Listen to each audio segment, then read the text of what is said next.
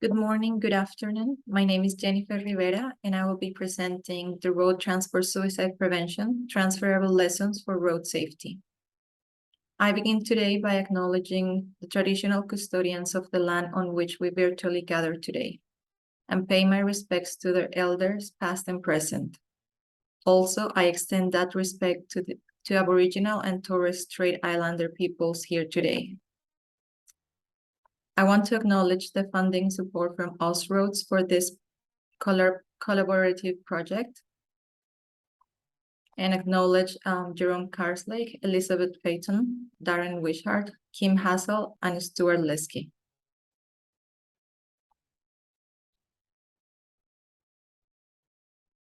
Now, duty of care reminder. Suicide and suicide prevention are legitimate topics of public interest. However, it is important to understand that communicating about suicide also has the potential to do harm. It is recommended to proceed with caution when communicating about suicide attempts and deaths. Please note that this presentation does not include graphic images of people who have died, but does references and discuss studies that do. The project discussed had a focus on road suicide and road suicide prevention, data collection, analysis, and classification, interventions, research, and similar international strategies. This may be distressing, particularly for those who are vulnerable to suicide. Due to the nature and purpose of the project, this presentation includes direct references to studies and documents that detail road suicide events. Caution is recommended for those watching this recorded presentation, and especially for those who search out the mentioned references. The purpose of the project was to investigate and understand the scope of suicide in road transport and seek to reduce its impact. The project was delivered in 4 streams and made multiple recommendations, with safe language as a foundational component.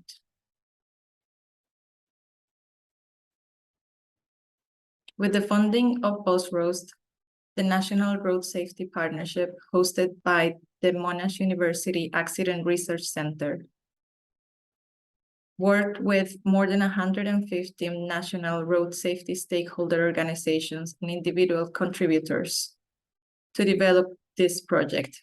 There were 4 streams. The first one, language and communications by Mindframe. The second one, data, led by Griffith University Work Occupational Resilience Center. The third one, interventions, led by Griffith University Work Occupational Resilience Center. And the fourth stream, research, which had 3 sub-projects. Impact on third parties by Chartered Institute in Transport Logistics Australia Consortium. Barriers to intervention by Griffith University Australian Institute for Suicide Research and Prevention. And interventions to suicide in public spaces by National Health and Medical Research Council. It also touched on international insights with Traffic Verket from Sweden and National Highways England. Road traffic suicide is defined as the use of a motor vehicle to intentionally cause one's own death. It includes single vehicle collisions, where a driver intentionally collides with on and or off-road objects or structures. It includes multiple vehicle collisions, where a driver intentionally collides with another vehicle. And it also includes pedestrian fatalities, where a pedestrian intentionally moves in front of a vehicle. Some estimations are that between 1% and 7% of all motor vehicle fatalities may be deliberate with an intention of suicide. Yet, the available data and literature suggests that this is an underestimation. What has happened in Sweden is that once a classification criteria and psychosocial examination was developed around 2012, the yearly deaths classified as road traffic suicides went from 2.5 to 5% to 10 to 14% on average. In Finland, the yearly road traffic suicide went from 2.6% to 5.9% after a research study in the late 1990s. Afterwards, every road fatality is routinely investigated with suicide considered as a possible cause. This routine investigation increased the yearly road traffic suicides, the deaths recorded as road traffic suicide, to 10% yearly. Once the project was concluded, some of the next steps identified were to adopt consistent data collection, categorization, and analysis protocols, to develop a transport industry tailored approach in prevention interventions, strategies, and initiatives, to design targeted communications with communication interventions included in any suicide prevention strategy, with a focus on encouraging help seeking, to create education and promotional strategies to increase awareness and to encourage their use in a proactive, preventative manner, to analyze in detail near-miss events which can improve knowledge, increase awareness, and support skill development for risk identification and future prevention, and to further research the impact on third parties and a wide number of working professions related to road traffic suicides. The crucial element identified for all this next step was interdisciplinary research. The focus of this presentation is the impact of language. So I will detail the three main learnings in stream number 1, language. First of all, safe language. The words we choose and their connotation can cause harm. For instance, words like commit, which is used mostly for criminal and immoral acts. For example, successful suicide, which implies dying by suicide is a desirable outcome.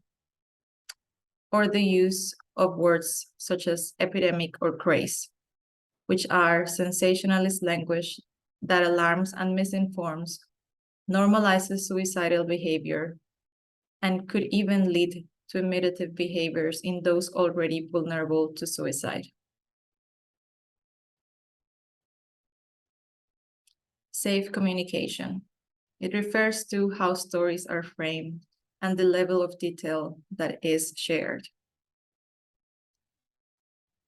Paying attention to especially risk modeling or imitative suicidal behavior. Safe communication aims at reducing the stigma and discrimination experienced by people with mental ill health, minimizing harm and copycat behavior, increasing help-seeking behavior, and improving mental health and well-being. And number 3, communications can be used as prevention, intervention, or postvention. As prevention, communication can aim to decrease the number of people who attempt suicide or die by suicide. For instance, developing media guidelines or campaigns.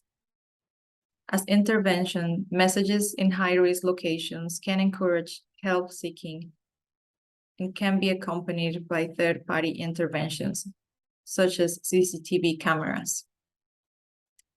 And as postvention, activities can be conducted after a suicide death to help people cope with their bereavement and increase their resilience. Usually target to family, friends, colleagues, community members, and others bereaved or impacted by the suicide, who may all be at an increased risk of suicide themselves. As a final recommendation, we invite you to sign on to the National Communications Charter by Life in Mind Australia, which gives more detail to these three aspects that I touched on: safe language, safe communication, and communications as an intervention. If any of the topics or the examples described in this presentation were disturbing, we encourage you to contact any of these support services.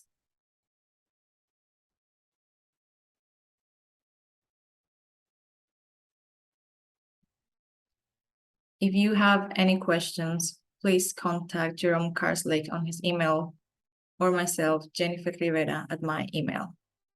Thank you very much.